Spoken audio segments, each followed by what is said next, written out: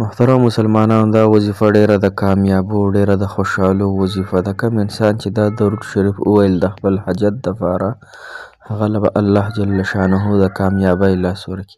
هغه به چېرته هم خفه نشي. هغه له په هره ګړۍ کې الله جل شانه امداد او نصرت به ورسره وي. په هر غم کې به الله تعالی د نصرت او مدد فرمایي. د چا په زندګو کې چې درود شریف راغلی محترمو، د هغوی زندګي بدله شوې، د هغوی ژوند د برکاتو نه ډک شوی، د هغوی پریشانۍ د هغوی خواته نشي رانږدې کېدی، د هغوی غمونه د هغوی نه لرې لرې تښتي.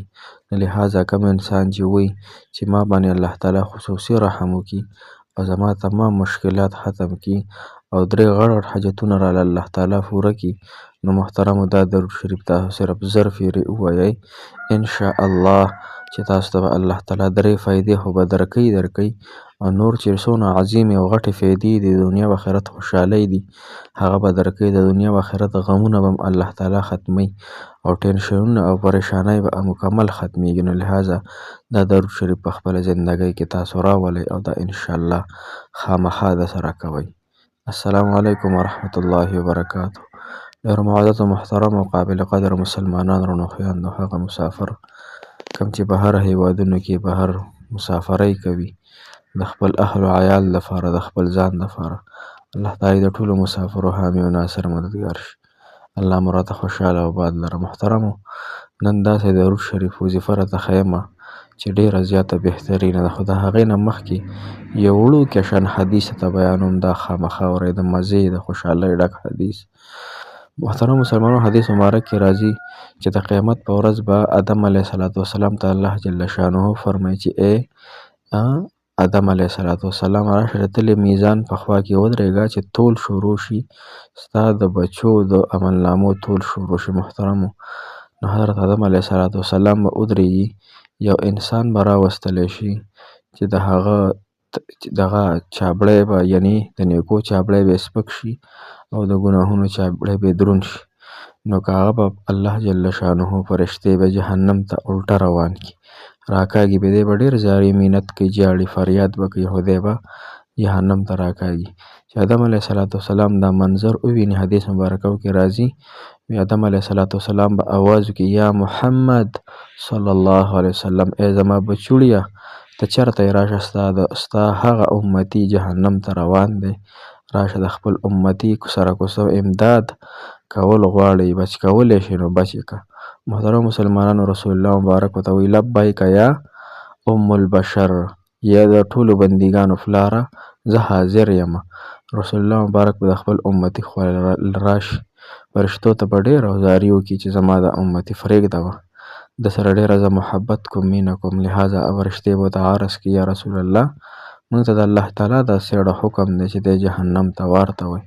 محترم مسلمانانو، رسول الله مبارک په خپله ږیره مبارکه ونیوله په لاس مبارکو کې او عرش معلا ته یې داسې وکتل او ډېر په خفګان سره یې وکتل. الله جل شانه جبرائیل علیه السلام راولېږو چې جبرائیل لاړ شه زما محبوب صلی الله علیه وسلم ته ووایه چې ولې خفه یې او په څه باندې خفه یې. محترمو، کله جبرائیل علیه السلام راغلی، نو نبي پاک صلی الله علیه وسلم ته فرمایي چې دا زما د امتي جهنم ته روان دی او الله جل شانه ما سره وعده کړې چې تا به د خپل امت په باره کې هغه نه شرمنده کومه او نه به دې رسوا کومه. نو نبي پاک صلی الله علیه وسلم الله جل شانه ته فرمایل، ای محبوب علیه السلام، راشه، ستا په مخکې د تلې د میزان په وخت کې راشه، د اعمال دوباره موږ وتلو چې تاسو ته اطمینان میلو شي. محترمو، کله چې د تلې میزان له دوباره هغه انسان راوستلی شي، د هغه نیکۍ به بیا سپکې شي او ګناهونه یې درانه شي.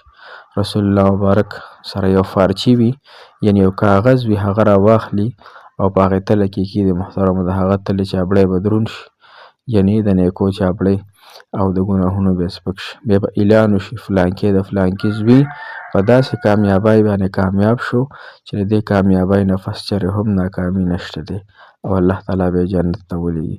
بیا به دغه انسان رسول الله مبارک ته مخ راوړی، من انت، ته څوک یې؟ هغه به ورته وایي ته ما نه پېژنې؟ انا النبي صلی الله علیه وسلم، زه ستا هغه نبي او پیغمبر یم چې تا یو پیره ما باندې درود شریف ویلی و. دا هغه درود دی چې ما ستا په عملنامه کې کېښودلو، ستا د نیکو چابړې دروند کړو. نو محترمو، درود شریف یو داسې عبادت دی چې آخرت کې هم ډېر په زما او ستاسو په کار راځي، او په دنیا کې هم ټول غمونه زه الحمدلله په خپله ویم. خو زما زندګۍ ته تاسو وکتل، الحمدلله هر نعمت، هر د الله تعالی لاک لاک کروڑو ارباحو باندې شکر گزاري، الحمدلله علی کل حال. لیکن محترمو، داسې یو بادشاه هم زندګي نشي تېرولی، الحمدلله چې څنګه موږ تېرو په سکون په خوشحالۍ باندې. هر نعمت الله تعالی موږ ته راکوي، هر دعا الله تعالی قبلوي. نو تاسو یې ولې نه کوئ؟ تاسو 1000 پیرې دا درود شریف وایئ، انشاءالله 1000 پیرې روزانه. تاسو دعا مه غواړئ، تاسو صرف 5 وخته لمونځ کوئ او ورسره دا درود شریف وایئ، نو الله تعالی به تاسو جنت ته لیږي انشاءالله. رسول الله مبارک به ستاسو شفاعت کوي، په دنیا کې به ستاسو ټول غمونه، ټول تکالیف، ټولې پریشانۍ خود به خود الله تعالی ختموي. نکاح هم نه کېږي، نکاح به درته میلاویږي. صحیح شوه؟ قرضونه د باندې قرضونه به د الله تعالی ختموي. او بل دا رسول الله مبارک په خوب کې ویني. بل دا چې هغې پورې به درته مرګ نه راځي تر څو پورې چې تا خپل مقام په جنت کې نه وي لیدلی، یعنې هغې پورې به تا ته مرګ نه راځي. ها، جنت کې چې کله خپل مقام وویني، که په خوب کې، که په ویښه کې، که په هرې طریقه باندې وي، د الله تعالی خوښه ده، خو تا ته به خپل جنت ښودلی کېږي چې جنت کې دغه مقام دی، اوس ستا د مرګ وخت شو. نو لهذا انشاءالله دغه 3 فایدې، جنت ته به داخلېږي، رسول الله مبارک شفاعت، او دغه نبي پاک سلام به په خوب کې ویني، او په جنت کې به خپل مقام په ویښه باندې، یعنې په دنیا کې ویني. دا څومره غټ انعامات شو. دا انعامات الله تعالی صرف په درود شریف باندې ورکوي. نو دا درود شریفو دغه کوم چې په سکرین تاسو ته ښکاري، انشاءالله دا درود شریف په دغه طریقه باندې ووایئ: وصلی الله علی النبی الامی، وصلی الله علی النبی الامی. دا 1000 پیرې څه ګرانه خبره نه ده، انشاءالله شروع یې کړئ. موږ هم وایو الحمدلله، تاسو هم شروع کړئ، انشاءالله ژوند به بدل شي. زندګۍ کې ستاسو تبدیلي رانغله، زه ستاسو ذمهوار یم، هو روزانه به 1000 پیرې انشاءالله وایي. زما یقین دی د الله تعالی د ذات نه چې ستاسو زندګي به